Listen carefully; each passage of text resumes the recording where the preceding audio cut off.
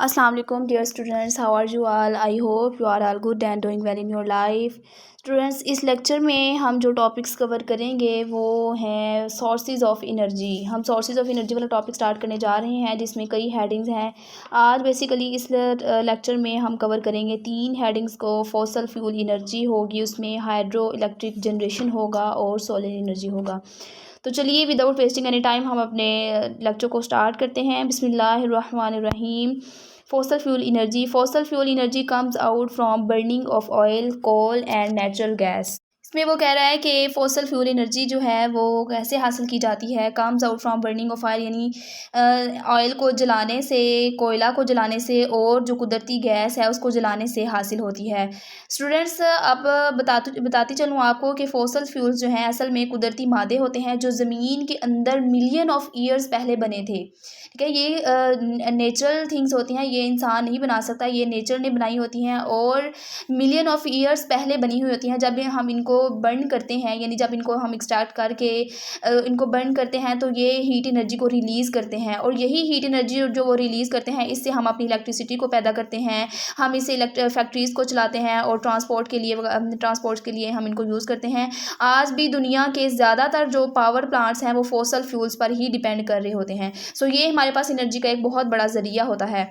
These materials are known as fossil fuels यानी ये जो चीज़ें हैं, ऑयल हो गया, कोयला हो गया, नेचुरल गैस हो गया, ये इनको क्या कहते हैं? इनको फॉसल फ्यूल्स कहते हैं। अब फॉसल का जो मतलब होता है वो होता है कदीम जो बाकियात होती हैं यानी पुराने जो ज़माने के प्लांट्स थे या जो पुराने ज़माने के जो एनिमल्स थे जो ज़मीन के अंदर दब गए, गल सड़ गए, वक़्त के साथ साथ ऑयल, कोयला और नेचुरल गैस वगैरह में तब्दील हो गए, इसीलिए इनको फॉसल फ्यूल्स कहा जाता है। सिंपली हम ये कह सकते हैं कि fossil fuels are stored energy from the past यानी पास्ट से एनर्जी जो स्टोर हुई थी वो अभी तक चलती आ रही है, उनको हम कहते हैं फॉसल फ्यूल्स।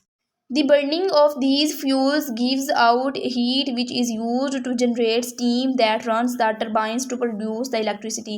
अब ये यहाँ पे हमें वो प्रोसेस बता रहा है जिसके ज़रिए फॉसल फ्यूल्स से हम एनर्जी को हासिल करते हैं। कहता है कि जब हम इन फ्यूल्स को जलाते हैं तो ये हमें क्या देते हैं? गिव्स आउट हीट यानी कि ये हमें हरारत देते हैं, हीट देते हैं विच इज़ यूज जिसको हम यूज़ करते हैं स्टीम जनरेट करवाने के लिए, भाप बनाने के लिए इस्तेमाल करते हैं। दैट रन्स टू टर्बाइन जो कि टर्बाइंस को चलाता है जिससे इलेक्ट्रिसिटी पैदा होती है।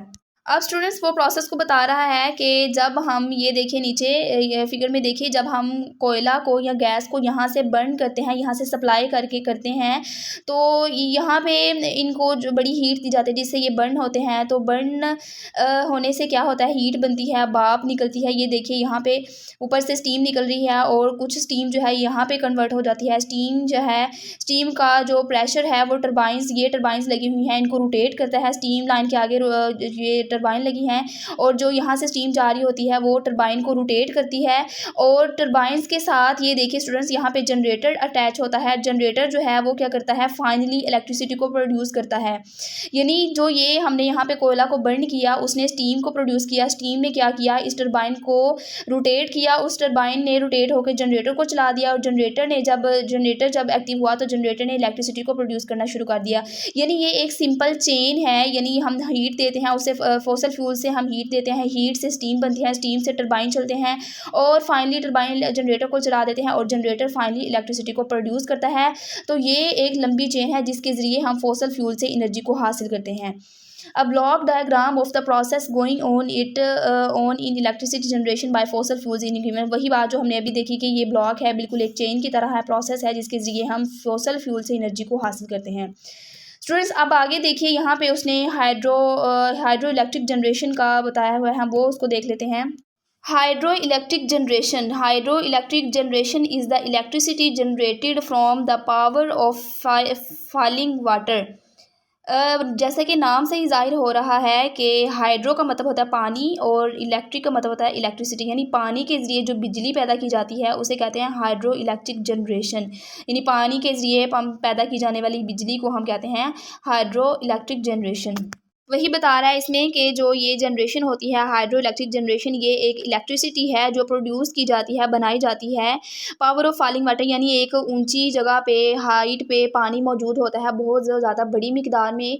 उस पानी के अंदर पोटेंशियल एनर्जी बहुत ज़्यादा मिकदार में स्टोर हुई होती है। जब वो पानी नीचे गिरता है, यानी पावर ऑफ फॉलिंग वाटर, यानी जब पानी जो है वो नीचे गिरता है तो उसकी जो नीचे गिरने की जो पावर है उसकी वो काइनेटिक एनर्जी में चली जाती है, और उसको यूज़ करते हुए हम टरबाइन आगे लगाए थे, उससे हम इलेक्ट्रिसिटी को प्रोड्यूस करते हैं। Water in the high lake और reservoir possesses gravitational potential energy stored in it. वही बात कि जब पानी हाइट में होता है, यानी कोई हाई लेक हो गई या रिजर्वायर पोजेसिस रिजर्वायर कोई हो गया, उसके अंदर बहुत ज़्यादा बड़ी मिकदार में ग्रेविटेशनल पोटेंशियल एनर्जी स्टोर हुई होती है। When water is allowed to fall from height, जब पानी को नीचे गिराया जाता है हाइट से, the potential energy is changed into kinetic energy, यानी जो वो पानी पोटेंशियल पे था, ज़्यादा हाइट पे था, उसके अंदर पोटेंशियल एनर्जी मौजूद थी। जब उसको हाइट से नीचे गिराया जाता है तो उसकी जो पोटेंशियल एनर्जी है वो काइनेटिक एनर्जी में चेंज हो जाती है। Tunnels are made for water to flow from the reservoir to a lower place. इसमें वो कह रहा है कि टनल्स आर मेड, यानी टनल्स बनाए जाते हैं फॉर वाटर टू फ्लो, पानी को नीचे लाने के लिए, फ्रॉम द रिजर्वायर से टू अ लोअर प्लेस में, यानी नीचे वाली पानी को निचली सतह पर लाने के लिए, रिजर्वायर से पानी को नीचे लाने के लिए टनल्स बनाए जाते हैं। सच आ कंसंट्रक्शन इज नाउन एज डैम। इस तरह की जो तमीर होती है उसे क्या कहते हैं? डैम कहते हैं। अब स्टूडेंट्स, डैम जो होता है बेसिकली एक बड़ी दीवार की तरह होता है जो पानी को कंट्रोल करके नीचे ला रहा होता है, और फिर पानी को कंट्रोल करता है और फिर नीचे लाता है, यानी एकदम से पानी को नहीं छोड़ लेता, क्योंकि अगर पानी तो वैसे एक हाइट पर मौजूद हो और नीचे आने लगे तो वो एकदम से नीचे आ रहे, ऐसे तो इलेक्ट्रिसिटी प्रोड्यूस नहीं होगी। डैम का बेसिकली मतलब होता है कि पानी एक हाइट पर हो और उसको कंट्रोल कर करके, यानी जितना पानी चाहिए हो उसको नीचे लाना और फिर उससे जो है इलेक्ट्रिसिटी को प्रोड्यूस करना। डैम इस मकसद के लिए बनाए जाते हैं, और डैम के साथ टनल्स या पाइप्स लगाए जाते हैं, उनके साथ वो बनाए जाते हैं ताकि पानी जो है एक ख़ास डायरेक्शन में नीचे आए। अगर ख़ास डायरेक्शन नहीं होगी, पानी जो है और रैंडमली नीचे आएगा तो उससे कोई भी फ़ायदा नहीं होगा। इस तरह जो पानी की एनर्जी जो है वो वेस्ट नहीं होगी, जो हमने टनल्स और पाइप्स वगैरह लगाए हैं उनके ज़रिए से पानी एक ख़ास डायरेक्शन में मूव करेगा, जिससे जो है कोई भी एनर्जी वेस्ट नहीं होगी, बल्कि वो सही तौर पर और फुली तौर पर यूज़ होगी और उससे प्रॉपर्ली जो है इलेक्ट्रिसिटी बनाई जाएगी। अब यहाँ पे डैम का उसने ज़िक्र किया है, तो डैम बेसिकली जो होते हैं बनाए जाते हैं, इनका फ़ायदा क्या होता है? एक तो सबसे बड़ा फ़ायदा इनका ये होता है कि उससे बड़ी मिकदार में जो है एनर्जी को प्रोड्यूस किया जाता है, और इसका दूसरा फ़ायदा बड़ा ये होता है कि पानी को बड़ी मिकदार में स्टोर किया जाता है, ताकि एक तो पानी स्टोर हो जाता है, यानी उससे फ्लड वगैरह नहीं आते, और दूसरा इसका जो फ़ायदा होता है वो ये है कि अगर पानी को ज़्यादा मिकदार में कहीं यूज़ करने की ज़रूरत पड़ जाए तो यहाँ से वाफर मिकदार में पानी लिया जा सकता है। आगे देखिए, the kinetic energy of running water, यानी जो बहता हुआ पानी है, रनिंग वाटर है, उसकी जो काइनेटिक एनर्जी, यानी पहले हमने पोटेंशियल एनर्जी को काइनेटिक एनर्जी में चेंज किया। मतलब क्या कि हम उसको हाइट से यहाँ सरफेस तक लेके आए, और फिर जब पानी सरफेस में आ गया उसके अंदर काइनेटिक एनर्जी आ गई। फिर हमने काइनेटिक एनर्जी को क्या किया? काइनेटिक एनर्जी जो है वो यूज़ होती है रोटेट्स द टरबाइन को रोटेट करवाने में, which is turn runs to electric generator. जब टरबाइन जो है वो चलेंगी तो आगे जनरेटर लगे हुए होंगे, और जनरेटर जब वो चलेंगे तो फिर इलेक्ट्रिसिटी प्रोड्यूस होगी। मतलब क्या कि पानी हाइट पर मौजूद होता है, जब हाइट से नीचे आता है तो उसकी पोटेंशियल एनर्जी काइनेटिक एनर्जी में चेंज होती है, और वो काइनेटिक एनर्जी से टरबाइंस चलते हैं।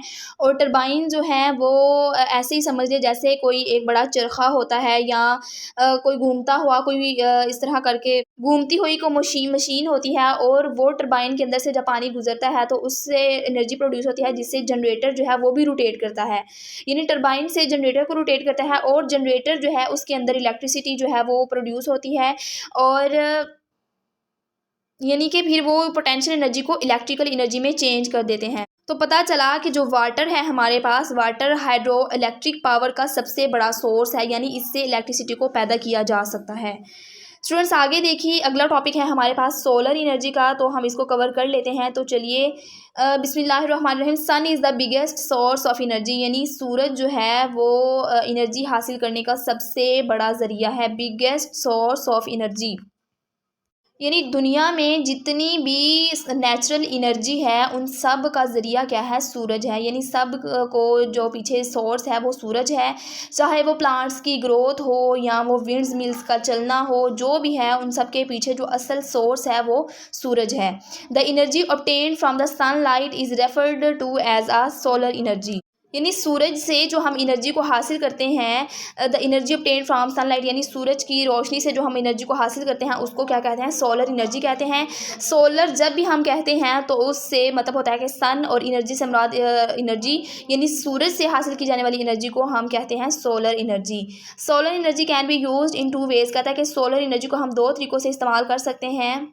दो तरीके कौन से हैं, एक तरीका जो है वो हीटिंग के लिए यानी घर या पानी वगैरह को गर्म करने में, और दूसरा तरीका बिजली बनाने में, यानी एक डायरेक्टली किसी चीज़ को हीट करने के लिए, घरों को, कमरों को, ऑफिस को वगैरह को हीट करने के लिए, और दूसरा तरीका है कि डायरेक्ट बिजली को पैदा करने के लिए। ये दो तरीक़ों से हम सोलर एनर्जी को यूज़ कर सकते हैं।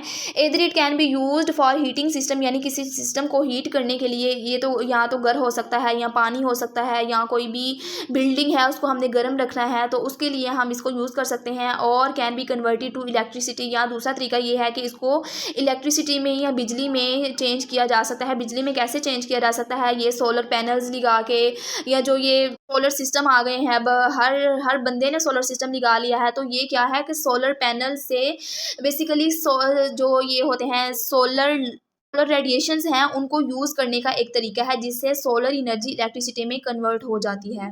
इन one way solar panels absorb heat of the sun, in one way solar panels absorb the heat of the sun, क्या था कि पहला तरीका उसने ऊपर बताया कि दो तरीक़ों से हम इसको यूज़ कर सकते हैं। पहले तरीके में क्या होता है, पहले तरीके में सोलर पैनल्स जो होते हैं ना एब्जॉर्ब करते हैं हीट ऑफ द सन, यानी सूरज की गर्मी को ये एब्जॉर्ब करते हैं। सोलर पैनल्स जो हैं स्पेशली डिज़ाइन किए जाते हैं सन रेज़ को एब्जॉर्ब करने के लिए, क्योंकि वो सोलर पैनल्स जो होते हैं वो सन रेज़ को एब्जॉर्ब करते हैं और उनको यूज़फुल फॉर्म में चेंज कर देते हैं। सो सोलर पैनल्स एक ज़रिया है सोलर एनर्जी को, सोलर रेज़ को किसी भी एनर्जी की फॉर्म में चेंज करने का। They consist of large metal plates, कहता है कि ये मेटल प्लेट्स पर मुश्तमिल होते हैं, जैसा कि आपको ऊपर नजर आ रहा है, विच आर पेंटेड ब्लैक, जिनके ऊपर स्याह रंग से उनको रंग दिया जाता है। अब सवाल यहाँ पे ये पैदा होता है कि उनके ऊपर ब्लैक कलर ही क्यों पेंट किया जाता है, तो इसका जवाब ये है कि ब्लैक कलर जो होता है वो हीट को ज़्यादा एब्जॉर्ब करता है, इसलिए सोलर पैनल्स जो हैं उनके प्लेट्स का जो कलर होता है वो ज़्यादा ब्लैक रखा जाता है ताकि ज़्यादा से ज़्यादा एनर्जी को कलेक्ट किया जा सके। Heat can be used for warming houses और रनिंग वाटर हीटिंग सिस्टम। अब जो हीट एब्जॉर्ब की है सोलर पैनल्स ने, कहता है कि उस हीट को यूज़ किया जा सकता है फॉर वार्मिंग हाउसेज, घरों को गर्म रखने के लिए, और रनिंग वाटर हीटिंग सिस्टम या पानी गर्म करने के जो सिस्टम होते हैं उसके अंदर इनको यूज़ किया जा सकता है। यानी विंटर में जब घर ठंडे हो जाते हैं तो विंटर में घरों को गर्म करने के लिए या पानी को बॉयल करने के लिए ये जो सोलर हीटिंग सिस्टम है इसको यूज़ किया जाता है। If solar radiation is concentrated to a small surface, कहता है कि अगर सोलर रेडिएशन यानी सूरज की शुआओं को अगर मरकूज़ कर दिया जाए, यानी उनको कंसनट्रेट कर दिया जाए, उनका फोकस एक स्मॉल सरफेस एरिया पर कर दिया जाए बाय यूजिंग लार्ज रिफ्लेक्टर्स और लेंसेज, यानी बड़े बड़े रिफ्लेक्टर्स लेंसेज, और यहाँ आप समझ लें कि बड़े बड़े ग्लासेस के साथ उनको एक ही नुक्ता पर उनका फोकस कर दिया जाए तो फिर क्या होता है, reasonably high temperature can be achieve, यानी बहुत ज़्यादा बड़े पैमाने पर दर्जा हरारत जो है वो हासिल किया जा सकता है। स्टूडेंट्स, अब ये बिल्कुल एक मैग्नीफाइंग ग्लास की तरह होता है जो सन रेज को एक ही जगह पर एक ही पॉइंट पर फोकस करता है, जिससे क्या करता है जो हीट पैदा करती है, और इससे जो सोलर कुकर्स हैं या जो पावर प्लांट्स हैं वो काम करते हैं। अब आपको यहाँ पे नज़र भी आ रहा होगा कि डिफरेंट जो मैग्नीफाइंग ग्लास हैं वो एक ही जगह पर ऐसे कंसनट्रेट कर रहे हैं, यानी जो आपने देखा होगा कि जब आप कोई भी ग्लास को या किसी भी शीशे को सूरज की तरफ करते हैं तो वो सारी रेडिएशन जो होती है ना वो शीशे के ऊपर पड़ रही होती हैं और रिफ्लेक्ट हो रही होती हैं, फिर ऐसे दीवार के ऊपर उसका जो शैडो है या उसकी रेडिएशंस को ऐसे गिराया जा सकता है। तो बड़े बड़े जो ऐसे एरियाज होते हैं जिनको माउंटेन्स ने कवर किया होता है या जिन एरिया पर धूप नहीं पहुंच रही होती, तो उन एरिया में जो धूप को पहुंचाने का सबसे बड़ा जो सोर्स होता है वो यही होता है कि माउंटेन्स के ऊपर बड़ी बड़ी तादाद में या बड़े बड़े साइजेस वाले ग्लास को या शीशों को लगा दिया जाता है। उससे क्या होता है कि जो सूरज की रोशनी है वो रिफ्लेक्ट हो के नीचे पड़ रही होती है, तो वो इस तरीके से सूरज की रोशनी को जो है अचीव करते हैं। तो ये जो सोलर ग्लास होते हैं या जो ये शीशे होते हैं ये रोशनी को रिफ्लेक्ट करते हैं, जिससे जो रोशनी है एक पॉइंट पर फोकस हो जाती है और उससे भी कहता है कि हीट को प्रोड्यूस किया जा सकता है। आगे देखिए students, at this high temperature water is boiled to produce the steam that can run the turbine of the electric generator. यानी ये जो टेम्परेचर ऊपर पैदा हुआ है ग्लासेस को यूज करने से, कहता है कि इस टेम्परेचर पर क्या होता है, वाटर इज बॉइल्ड, पानी को उबाला जाता है, और to produce the steam, steam पैदा करने के लिए, that can run the turbine, और फिर जो स्टीम पैदा होती है वो क्या करती है, टरबाइन को रन करती है ऑफ एन इलेक्ट्रिकल जनरेटर। फिर उसके टरबाइन के साथ इलेक्ट्रिकल जनरेटर लगा होता है, और जनरेटर जब घूमता है तो फिर उससे इलेक्ट्रिसिटी प्रोड्यूस होती है। It in this way electricity can be produce, इस जरिए से इलेक्ट्रिसिटी को प्रोड्यूस किया जा सकता है। जैसे हमने यहाँ पीछे देखा, कोल को यूज किया जाता है, फिर उससे स्टीम पैदा होती है, स्टीम से टरबाइन को रन किया जाता है, टरबाइन के साथ जनरेटर लगा होता है, जनरेटर फिर इलेक्ट्रिसिटी को प्रोड्यूस करता है। तो वही सारा प्रोसेस यहाँ पे भी है।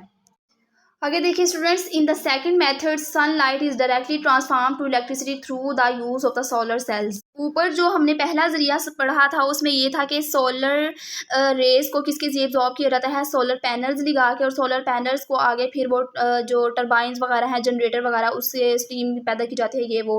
लेकिन यहाँ पे वो कहता है कि जो सेकंड स्टेप है या जो सेकंड वाला मेथड है उसमें क्या किया जाता है, सनलाइट को इस डायरेक्टली ट्रांसफॉर्म, सनलाइट को डायरेक्टली चेंज किया जाता है इलेक्ट्रिसिटी के अंदर through the use of solar cells. उसमें सोलर पैनल्स यूज हो रहे थे, लेकिन यहाँ पर सोलर सेल्स यूज होंगे। यानी इसमें वो जो थे टरबाइंस थे, जनरेटर थे, स्टीम वगैरह को प्रोड्यूस करना था, वो सारा सिस्टम नहीं होगा। ये एक, आप कह सकते हैं कि ये एक मॉडर्न एक मेथड है सोलर रेस को यूज़ करके इलेक्ट्रिसिटी प्रोड्यूस करने का। उसमें भी बेसिकली इलेक्ट्रिसिटी ही प्रोड्यूस हो रही थी, इसमें भी इलेक्ट्रिसिटी ही प्रोड्यूस होगी, लेकिन ये एक मॉडर्न तरीका है। यानी इसमें जो बाकी ज़राए हैं, टरबाइंस वगैरह, जनरेटर वगैरह, वो यूज़ नहीं होंगे। इसमें डायरेक्ट जो है वो इलेक्ट्रिसिटी को प्रोड्यूस किया जाएगा सोलर सेल्स को यूज़ करते हुए। Solar cells are now also known as photovoltaic cell, यानी जो सोलर सेल्स हैं जो यूज़ किए जाते हैं उनको फोटोवोल्टिक सेल्स भी कहते हैं। अब फोटो से मुराद है लाइट, और वोल्टिक से मुराद है वोल्टेज, यानी कि लाइट को यूज़ करके, किसकी लाइट को, सन लाइट को यूज़ करके वोल्टेज, यानी वोल्टेज का मानी होता है इलेक्ट्रिसिटी, और सन लाइट को यूज़ करके इलेक्ट्रिसिटी को प्रोड्यूस करना, उसको कहते हैं जो प्रोड्यूस करता है उसको कहते हैं photovoltaic sales.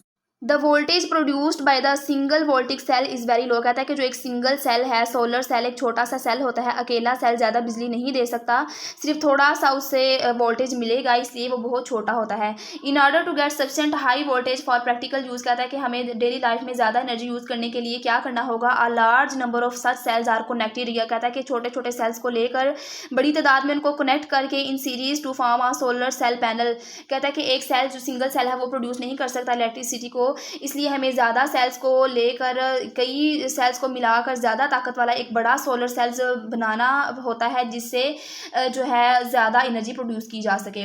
Solar calculators are also available which work by using the electrical energy providing by solar cells. कहते हैं कि ऐसे कैलकुलेटर्स भी होते हैं जो सोलर पर चलते हैं, सोलर कैलकुलेटर आल्सो अवेलेबल है, वो भी मौजूद होते हैं, दस्तयाब होते हैं, जिसके अंदर हमें दूसरे इलेक्ट्रिकल सेल्स नहीं डालने पड़ते, बल्कि सोलर सेल्स डालने से वो सोलर से जो है रेडिएशन हासिल करता है, और उससे अपनी जो एनर्जी है या तवानाई है उसको पूरा कर लेता है, उस पर काम करता है।